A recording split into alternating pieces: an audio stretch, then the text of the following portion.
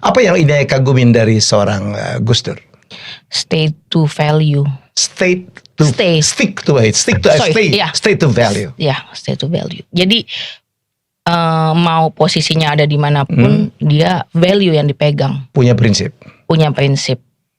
Dan ini bukan hanya sekedar prinsip kayak misalnya berani, ya kan, kalau berani ya berani aja gitu, tapi not necessarily terus kemudian misalnya jujur atau punya integrity gitu ya. Tapi ini dia pegang itu semua, integrity gitu. Bahkan di posisi di mana sebenarnya mungkin dia bisa aja diuntungkan, tetap punya kekuasaan misalnya gitu.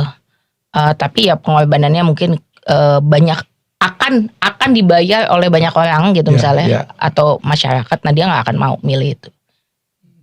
Indah akan merasakan, masih ingat ya waktu Gus Dur dilengsarkan gitu. Menyakitkan itu seorang Indah? Iya, menyakitkannya itu lebih karena dia nggak melakukan apa yang dituduhkan. Hari ini, tahun lalu TAP MPR-nya dicabut. Berarti pernyataan bahwa dulu Gus Dur itu turun karena dianggap inkompeten misalnya, itu udah dicabut.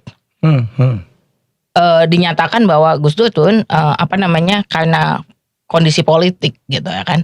Tapi kan sebenarnya kondisi itu nggak berdiri sendiri gitu. Maksudnya itu kan sebenarnya kemudian berkaitan dengan banyak hal, berkaitan dengan selanjutnya misalnya gitu. Tapi kan itu tetap nggak dibahas, tetap nggak ada follow up-nya di situ gitu.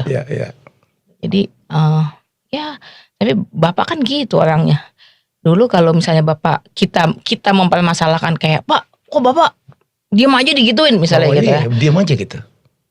Ya, Bapak tuh selalu bilang, ya itu becek, kalau bahasa Jawanya itu becek ke titik, olok ke tolok gitu. Yang baik akan terlihat, yang buruk juga akan terlihat gitu. Dan itu sekarang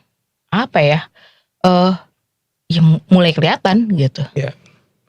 Dan banyak sekali orang berterima kasih ya pada saat Gus Dur memimpin, terutama demokrasi berjalan ya. Dan teman-teman saudara-saudara kita yang dari berdarah Tionghoa gitu, yang dulu dipendam zaman Gus Dur, semuanya bayangin aja barongsai aja sempat dilarang dulu ya, zaman Gus Dur dipersilakan gitu. Tapi maksudnya malah banyak banget yang hari ini jadi relevan banget gitu apa yang dilakukan Gus Dur. Contohnya ketika kemarin nonton Pesta Babi gitu ya. Saya ngelihat dulu apa yang diperjuangkan oleh Gus Dur. Bagaimana Gus Dur kemudian misalnya gitu minta melepaskan tahanan-tahanan itu. Tahanan politik Papua 1 gitu ya.